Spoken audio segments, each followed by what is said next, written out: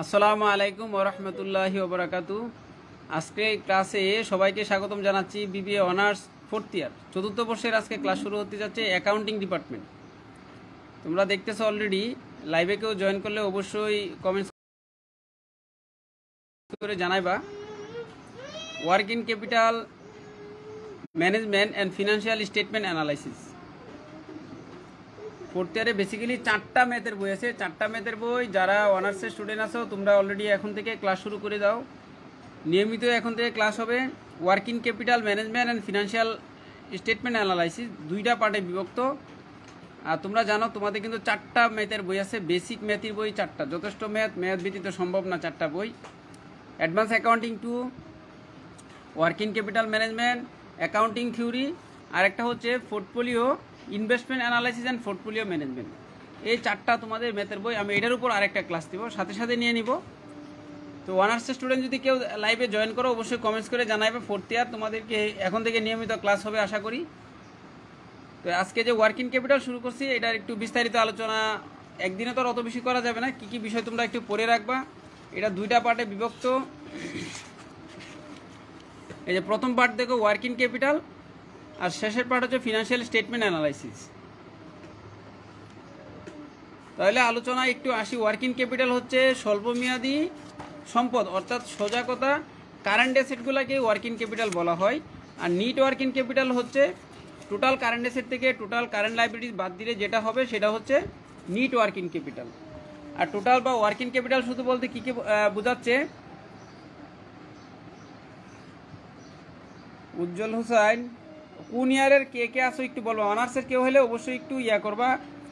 অনার্সের হইলে কমেন্টসে লিখবা তুমি কোন ইয়ারের, সেটা একটু লিখে রাখবা।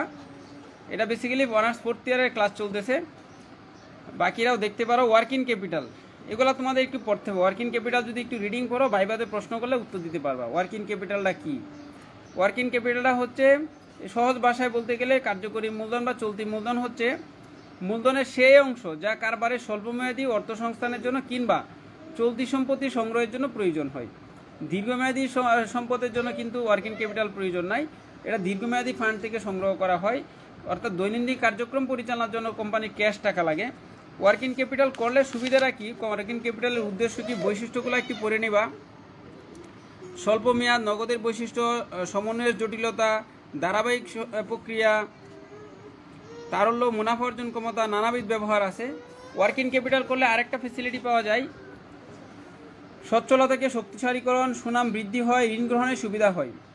অর্থাৎ তোমার যদি ওয়ার্কিং ক্যাপিটাল, যে কোম্পানি পর্যাপ্ত কার্যকরী মূলধন বা অধিক সচ্ছলতা ও ভালো ক্রেডিট রেটিং থাকে তাদেরকে কোম্পানি সহজেই ঋণ সংগ্রহ করতে পারে। কাঁচামালের নিয়মিত নিরবিচ্ছিন্ন সরবরাহ, নির্বিঘ্ন ব্যবসায়িক কার্যক্রম, সংকট মোকাবেলার সক্ষমতা।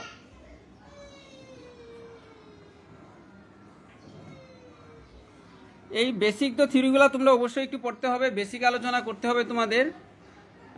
মোট চলতি মূলধন দেখো লেখা আছে, মৌলিক ধারণাগুলো কী কী রাখতে হবে চলতি মূলধন সম্পর্কে ধারণা লেখার জন্য। উদ্ধৃতপত্র সংক্রান্ত ধারণা আর পরিচালন সংক্রান্ত ধারণা, মোট চলতি সম্পদ, নিট চলতি সম্পদ, এই বিষয়গুলো তোমাদের একটু পড়তে হবে। এই রিডিংটা তোমরা নিজেরা একটু পড়ে নিবা, নিজেরা পড়বা। অবশ্যই এই পৃষ্ঠাগুলো রিডিং তোমরা নিজেরা পড়বা। আর আমি একটা অঙ্কর দিকে যাই, বেসিক কিছু ফরম্যাট নিয়ে আলোচনা করি, নেক্সটে আবার অঙ্ক থেকে সরাসরি শুরু করব। আজকে কিছু বেসিক বিষয় আলোচনা করে আমি অঙ্কর দিকে যাব। নেক্সট তোমাদের কিন্তু সরাসরি অঙ্ক করাবো, বোর্ডের অঙ্ক। অর্থাৎ এই বইটা কিন্তু অনার্স 1st ইয়ার 2nd ইয়ার যারা ভালো করে পড়াশোনা করে আসছে তাদের জন্য কিন্তু সমস্যাই না। সূত্রগুলো একটু আলোচনা করি, আর বেসিক ফরম্যাট অঙ্কটা কীভাবে করবা সেটাও একটু দেখাই। সর্বশেষ যে কাজটা করতে হবে, এই কারেন্ট অ্যাসেট থেকে কারেন্ট লায়াবিলিটিস বাদ দিব। তো কারেন্ট অ্যাসেটের মধ্যে কী কী আসতে পারে সেটা একটু বলে রাখি। স্টক অফ র ম্যাটেরিয়ালের ভ্যালু না, স্টক অফ র ম্যাটেরিয়াল, ওয়ার্ক ইন প্রসেস বা ওয়ার্ক ইন প্রোগ্রেস হচ্ছে অসমাপ্ত পণ্যটার প্রারম্ভিক স্টেপে নাই, ব্যবহার উপযোগী হয়নি, মধ্যমেয়াদী যে অবস্থানটা সেটা হচ্ছে work in progress. Work in প্রোগ্রেসের জন্য আমাদের 3টা বিষয় লাগে, ম্যাটেরিয়াল, র ম্যাটেরিয়াল, লেবার লাগে এবং ওভারহেড। 3টা বিষয় লাগে। ম্যাটেরিয়ালের 100%, ওভারহেডের 50%, লেবারের 50%।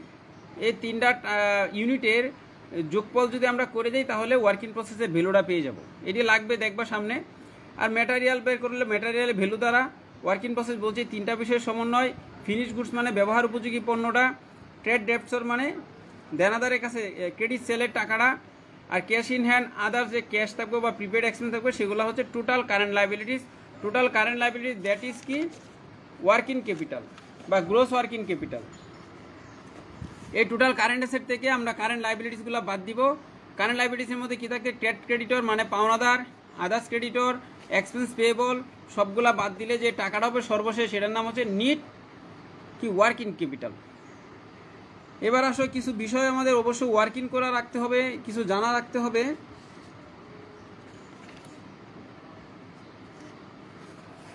এই বিষয়গুলো পারবা, এটি বলার প্রয়োজন নাই। এই যে কারেন্ট অ্যাসেটগুলো বের করার সময় বেসিক একটা সূত্র আছে, কিন্তু এটা একটু মনে রাখতে হবে। র ম্যাটেরিয়াল এপিইউ, একদিকে ফর্মুলা, তারপরে ক্যালকুলেশন, তারপরে টাকা। APU annual product unit, PUC per unit cost, CP মানে কি কালেকশন পিরিয়ড, অর্থাৎ কতদিন পর পর আমরা গোডাউনে স্টক করি আবার সেল করে দিই, অর্থাৎ স্টকটা কতদিন থাকে, র ম্যাটেরিয়ালটা আমার গোডাউনে স্টক অবস্থা কতদিন থাকে সেটা হচ্ছে সিপি। স্টক তো সারা জীবন, র মেটেরিয়াল তো সারা জীবন র মেটেরিয়াল থাকবে না, এটা কিন্তু আমরা ফিনিশ গুডসে ব্যবহার করা শুরু করব, কিন্তু নির্দিষ্ট সময় পর্যন্ত রাখা হয় কতদিন পর পর, অর্থাৎ বছরে আমি কতবার র মেটেরিয়াল কিনি সেই বিষয়টা। বছরে যদি আমি 12 বার কিনি তাহলে 1 মাস আমার স্টক কালেকশন পিরিয়ড 1 মাস, অর্থাৎ এই বিষয়টা হলো 360 দ্বারা ভাগ করলে এই জায়গায় দিন দ্বারা ভাগ করব। এই জায়গায় যদি 12 দ্বারা ভাগ করি তাহলে আমরা মাস দ্বারা গুণ করব, অর্থাৎ 360 লিখলে দিন হবে। আর যদি এই 12 মাস লিখি তাহলে কি হবে, উপরে মাসের বিষয় আসবে। আর উপরে যদি নিচে যদি আমরা 52 লিখি মানে 52 সপ্তাহ কিন্তু 1 বছর, তাহলে উপরে 4 উইক 3 যত উইক থাকবে সেটা লিখব। আর এটা তো আমরা জানি অ্যানুয়াল প্রোডাক্ট 1 বছরে কত হাজার ইউনিট লাগে সেটা, একটা ইউনিটের দাম কত সেটা, আর সিপি এবং 360 আমরা প্রশ্নের উপর ডিপেন্ড করবে। সবগুলা ফর্মুলা কিন্তু সেম, ম্যাটেরিয়াল বলো, ডেপ্টের বলো, ফিনিশ গুডস বলো, ক্রেডিটর বলো, সবগুলা সেম ডিজাইন। এবার আসো ওয়ার্কিং প্রসেসে, সেম ওয়ার্কিং প্রসেসও কিন্তু সেমই হয়। ওয়ার্কিং প্রসেস বা ওয়ার্কিং প্রোগ্রেস সেটা হচ্ছে মধ্যমেয়াদী অবস্থান, পণ্যটার প্রাইমারি স্টেপেও নাই আবার কি ব্যবহার উপযোগী হয় নাই, সেটা হচ্ছে ওয়ার্কিং প্রসেস বা working progress. APU annual product unit, same তো বলছি বারবার সেম, এটা আর বলার প্রয়োজন, একই সূত্র বারবার ইউজ হবে, শুধু এই ইউনিটটা সেম থাকবে, বাকিগুলো চেঞ্জ হবে। আর 360 দিলে সবগুলোতে 360, আর 52 দিলে সবগুলাই 52। এই সিপিটা বারবার চেঞ্জ হবে, আর P unit cost per unit কস্টটা বারবার চেঞ্জ হবে। লাইভতে যদি ডিসকানেক্ট হয়ে যায় যারাই আসছো আমাকে অবশ্যই মেসেঞ্জারে এসে একটা SMS করবা। ফিনিশ গুডসও সেম কাহিনী, আর ডেপ্টার্সও সেম কাহিনী। টোটাল অ্যাসেট পেয়ে গেলাম, টোটাল লাইবিলিটিটা বাদ দিয়ে দিব, পেয়ে যাব কি total net current asset, net current asset পেয়ে যাব। লাইবিলিটি তো সেম কাজ, অর্থাৎ একটা সূত্র যদি তোমরা পারো, এই একটা সূত্র পারলে বাকি সবগুলা তোমাদের হয়ে যাবে। সেটা হচ্ছে যদি এই সূত্রটা হিসাবটা করতে পারো, শুধু এখন থেকে সিরিয়াস হয়ে পড়াশোনা করো আর দেরি না করি। যদি কেউ এই সূত্রটা পারো যে প্রত্যেকটা সেম স্টক অফ র মেটেরিয়াল বলো যাই বলো, annual product unit, annual product unit per unit cost, CP মানে কালেকশন পিরিয়ড। এবার অঙ্কটাতে দেখবা ইনফরমেশনগুলো তোমার সাপ্তাহিক দেওয়া, মাসিক দেওয়া না ডেইলি বেস দেওয়া, যেভাবেই থাকুক 360 দিন ভিত্তিতে করলে 360 দ্বারা ভাগ করব।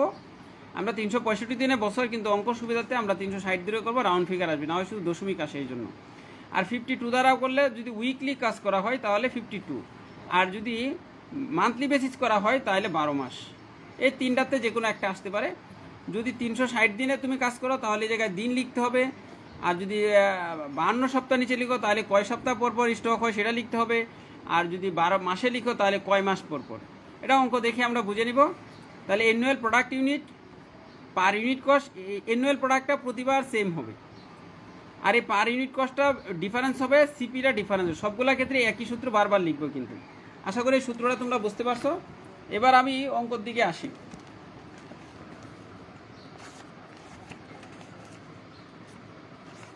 আগে বি পার্টের কিছু অঙ্ক আলোচনা করি, তারপরে আমি সি পার্টের অঙ্কর দিকে যাব। হ্যাঁ, একসাথে জটিল অঙ্কতে যাব না, সহজগুলো থেকে আগে আস্তে আস্তে জটিলের দিকে যাই। বেসিক ফরম্যাট একদিকে সব আলোচনা করবো না, একটা সূত্র দিছি, এটা শুধু মিনিংটা জেনে রাখলে তোমাদের জন্য অনেক সহজ হয়ে যাবে। প্রথমবারে দেখো লেখা ছিল cash, account receivable, inventory, accounts payable, bank overdraft. প্রথম প্রশ্ন করছে gross working capital. Gross working ক্যাপিটালের আরেক নাম হচ্ছে কি? Net working capital. Gross working ক্যাপিটালের আরেক নাম হচ্ছে টোটাল কারেন্ট অ্যাসেট। আমি কি লাইভে আসি না লাইভ থেকে চলে গেছি? কোনো স্টুডেন্ট থাকলে একটু কমেন্টস করে জানাইতে পারবা কিনা দেখো, না হয় আর 5 মিনিট নিয়ে শেষ করে দিব আজকের মতো, নেক্সটে আবার আলোচনা শুরু করব। এরপর হলো net working capital. Net working capital হচ্ছে কারেন্ট অ্যাসেট থেকে, টোটাল কারেন্ট অ্যাসেট থেকে কারেন্ট লায়াবিলিটিস বাদ দিব।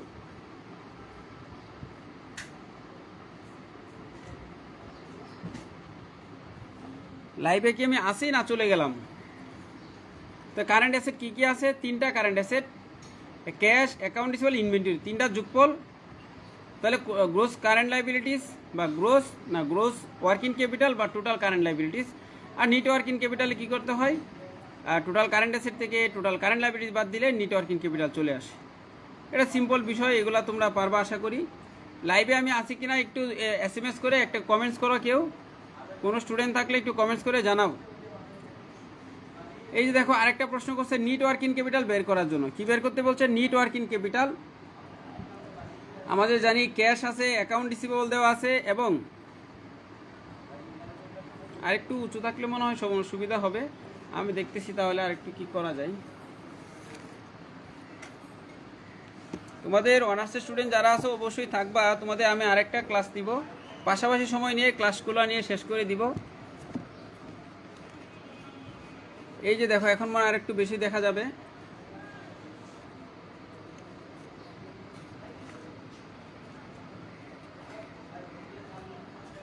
কারেন্ট অ্যাসেটের মধ্যে কি কি আছে? ক্যাশ আছে, অ্যাকাউন্ট রিসিভেবল, ইনভেন্টরি, প্রিপেড আর নিট ফিক্সড, এটা কিন্তু আসবে না। আর লাইবিলিটিসের মধ্যে কি কি আছে? অ্যাকাউন্টস পেয়েবল, নোটস পেয়েবল, আদার কারেন্ট লাইবিলিটিস, এই 3টা। এই 3টা অ্যাসেটের 4টা অ্যাসেটের যুগফল থেকে 3টা লাইবিলিটিস বাদ দিলে যেটা হবে কারেন্ট নিট ওয়ার্কিং ক্যাপিটাল। তো এই অঙ্ক, এই টাইপের অঙ্ক আশা করি তোমরা পারবা, তোমাদের আর সমস্যা হবে না। Net working capital, current liabilities, current asset, এই সংক্রান্ত বিষয়গুলো পারবা। আমি তোমাদের শুধু একটা বিষয় দেখাই, এই যে অঙ্কটা দেখো B7 এর একটা অঙ্ক আছে, এটা একটু দেখে রাখো, মোস্ট ইম্পর্টেন্ট অঙ্ক। এই টাইপের অঙ্কটাই তোমাদের বেসিক্যালি করতে হবে। From the following data compute the duration of the র material conversion period and work in process WIP। অনেক সময় লেখা দেবো কি WIP, ওয়ার্ক ইন প্রসেস বা ওয়ার্ক ইন প্রোগ্রেস। আমাদের স্টক দেওয়া ছিল র material 20,000, work in process 24,000, finish goods 16,000, 21,000, purchase of র মেটেরিয়াল 1,96,000, কস্ট অফ গুডস হল 1,40,000, সেলস আছে 1,60,000, অ্যাকাউন্ট রিসিভেবল আছে 32,000, অ্যাকাউন্টস পেয়েবল আছে 16,000 টাকা। এবার আমরা জানি র মেটেরিয়াল সমান কি লিখি? র মেটেরিয়াল সমান আমরা লিখি অ্যানুয়াল প্রোডাক্ট পার unit cost collection period divided 360। এবার র মেটেরিয়াল 20,000 আমি জানি, অ্যানুয়াল প্রোডাক্ট আমার জানা, অ্যানুয়াল প্রোডাকশন ইউনিট কত? অ্যানুয়াল পার্সেজ অফ র মেটেরিয়াল 96, এটা বেসিক্যালি ইউনিট হবে, এটা লিখতে মিস্টেক করছে। পার্সেজ অফ র মেটেরিয়াল হলো 96,000 ইউনিট। আর per unit cost here AUP মানে অর্থাৎ গুণ করা আছে এই জায়গায়। বেসিক্যালি কি বিষয়টা, র মেটেরিয়ালের সাথে পার ইউনিট কস্ট এবং টোটাল অ্যানুয়াল প্রোডাকশন এই দুইটা গুণ করলেই কিন্তু যে ভ্যালুটা আসে সেটাই হচ্ছে যে র মেটেরিয়ালটা 96,000 টাকাটা। এক বছরে কত হাজার ইউনিট লাগে? একটার দাম যদি 2 টাকা হয়, তাহলে যদি আমার 46,000 ইউনিট লাগে, একটার দাম 2 টাকা হয়, তাহলে কিন্তু 96,000 টাকা হবে। সেই 96,000 টাকা এই জায়গায় লিখছি, এই জন্য যে লেখা দিচ্ছে হিয়ার অ্যানুয়াল প্রোডাকশন ইউনিট আর পার ইউনিট কস্ট, দুইটা গুণফলটা হলো র মেটেরিয়ালের টাকাটা। তাহলে এরপরে তো হিসাব সহজ। CPA বা ভ্যালু আমি জানি না, এটা তো আমার জানা আছে। হিসাব বিকাশ করলে CPA দিয়ে কতদিন? 75 ডেজ। 75 ডেজ। ওয়ার্কিং ক্যাপিটালও সেম হিসাব নিকাশটা করবা। তো তোমরা একটু মনোযোগী দিবা, অনার্সের স্টুডেন্ট যারা আছে অবশ্যই একটু মনোযোগ দিতে হবে। তোমাদের শেষ বর্ষ, পড়াশোনা আরও বেশি সিরিয়াস করা উচিত। আজকের মতন এটা রাখবো, নেক্সট আরেকটা ক্লাস শুরু করবো। নেক্সটে আমি সিরিয়াস অঙ্ক থেকে সবাই একটা অধ্যায় 4টা-5টা ক্লাস নিব, দেখবো অধ্যায়টা সমাপ্তি হয়ে যাবে। আজকের মতন রেখে দিলাম, সবাই ভালো থাকো এবং সুস্থ থাকো। নেক্সটে আরও ডিটেইল বিস্তারিত আলোচনা হবে। আল্লাহ হাফিজ।